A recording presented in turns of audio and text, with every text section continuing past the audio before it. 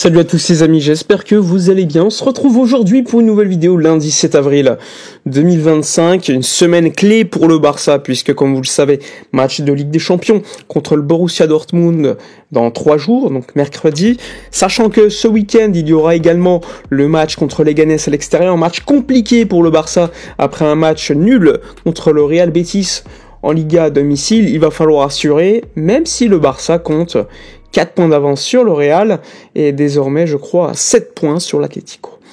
On va également parler de mercato, d'informations sur la situation contractuelle de certains joueurs, donc installez-vous, on y va.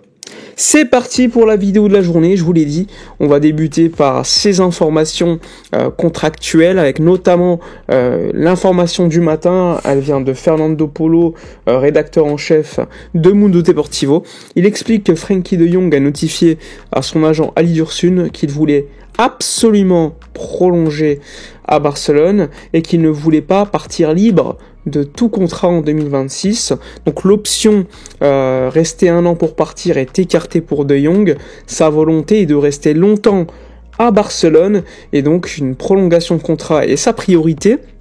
Et donc des discussions auront lieu dans quelques jours entre Ali Dursun et l'agent du joueur Deco pour tout simplement trouver un accord ou avancer sur la négociation de contrat. Il faut savoir que il y a quelques mois, c'était une situation compliquée pour De Jong, parce que longtemps blessé, il fallait voir dans quel état physique il allait revenir pour voir si le Barça allait de nouveau renégocier avec le joueur ou pas. Finalement, il est revenu à un excellent niveau. Il faut également tenir compte que le Barça avait déjà fait une offre au clan De Jong il y a un peu plus d'1 an, offre qui n'avait pas été acceptée par le clan du joueur néerlandais. Aujourd'hui, ce qu'on sait, c'est que le joueur veut prolonger, il accepte totalement les conditions éventuelles proposées par le club, qui serait donc de baisser le salaire du joueur au niveau du fixe. Il faut savoir que le joueur avait également un salaire qui tenait compte des prolongations, non pas de salaire, mais du fait qu'il y avait eu des paiements différés lors de sa prolongation de contrat passé. Il avait touché un salaire très petit pendant 2 saisons et ensuite lors des saisons d'après il récupérait ce qu'il n'avait pas touché. Rappelez-vous, en 2022 le Barça voulait le sortir alors qu'il avait eu 2 années avec un petit salaire et au moment où il fallait qu'il récupère un peu on lui a dit hop, il faut partir à United. Lui il avait refusé, logique. Depuis, Matteo Alemany est parti, Deco est arrivé, des négociations ont commencé, il y a des relations plutôt positives entre les parties. Il faut savoir que le PSG est très intéressé, City, Bayern aussi qui le suivaient, il y avait même Liverpool ou encore Man United et l'Arabie Saoudite. Mais le joueur veut rester à Barcelone, il l'avait évoqué lors d'une interview il y a quelques mois alors qu'il était dans une situation compliquée. Il disait que la presse avait été très dure avec lui, que lui voulait rester mais qu'une décision allait être prise durant les prochains mois. Et là, on se rapproche d'une décision plutôt favorable pour le joueur et pour le Barça. Il ne veut pas qu'il y ait beaucoup de rumeurs, il veut que ça se fasse derrière, on va dire, les médias et que ça se fasse plutôt rapidement.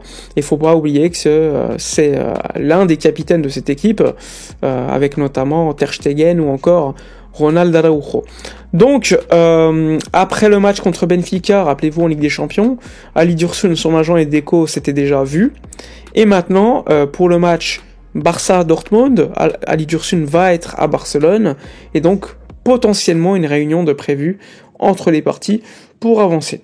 Voilà pour le cas Frenkie de Jong qui est un cas assez symptomatique également de l'évolution du Barça, que ça soit sportivement et économiquement, puisque le Barça, il y a encore quelques mois, quelques saisons même, était très conflictuel, non pas que sur le terrain au niveau sportif économiquement, mais également dans sa relation avec certains joueurs où les médias faisaient écho de certains détails économiques qui mettaient le joueur dans une situation plutôt compliquée. Maintenant, ce qu'on sait, c'est que le Barça, pour le prochain mercato, n'aura pas besoin de vendre des joueurs pour recruter. Le Barça va être dans une situation où si un joueur veut partir, eh bien le Barça pourra le lâcher. Il ne faudra pas vendre, pour être dans une situation économique positive. Le Barça n'a plus besoin de ça. Et maintenant, on est dans une situation où si tu veux te renforcer, eh bien tu vas devoir trouver les bons profils et ne pas vendre parce que tu dois vendre, mais vendre parce que tu veux vendre, ce qui est totalement différent de ce qu'il y avait encore il y a quelques saisons. Évidemment, le Barça veut se renforcer au fameux poste d'attaquant, avec notamment le poste d'ailier gauche numéro 9, un joueur qui potentiellement pourrait jouer à ces deux postes-là. Le Barça vise à 2026 le fait de remplacer Robert Lewandowski. Il y a également le fait de voir ce qui va se dérouler concernant Ronald Araujo, qui a une clause libératoire plutôt accessible. Normalement, il devrait rester, mais en cas de départ, à voir ce qui va se passer. Il faudra suivre le sujet Eric Garcia qui pourrait prolonger son contrat, tout comme Rafinha ou encore Jules Koundé. Koundé qui, je le rappelle, enchaîne avec 100 matchs de suite depuis un peu plus de 2 ans, ce qui est complètement dingue. Il a loupé aucun match sur blessure, et c'est quand même dingue. Le Barça veut également se renforcer au poste de latéral pour suppléer Jules Koundé sur certains matchs, mais également un latéral idéalement qui puisse jouer tantôt à droite, tantôt à gauche, ce qui était par exemple le cas d'un Cancelo il y a quelques années, il y a l'année dernière même, mais ça va être compliqué de trouver ce profil-là aujourd'hui dans le football européen. En tout cas, le Barça fixe des objectifs, le poste d'ailier gauche, voire numéro 9, le poste de latéral, droit et gauche idéalement, et potentiellement un défenseur central si, encore une fois, il y a un départ surprise, que ça soit de Ronald Araujo, Christensen qui devrait quitter le Barça l'été prochain, d'ailleurs Christensen qui est de retour avec le groupe, tout comme Inigo Martinez qui sera bien dispo pour le match contre le Borussia Dortmund ce mercredi, tout comme Rafinha qui a eu pas mal de repos en ce moment parce qu'il a enchaîné énormément de minutes de voyage, qu'il a joué contre l'Atlético l'intégralité du match et il était logique de le faire reposer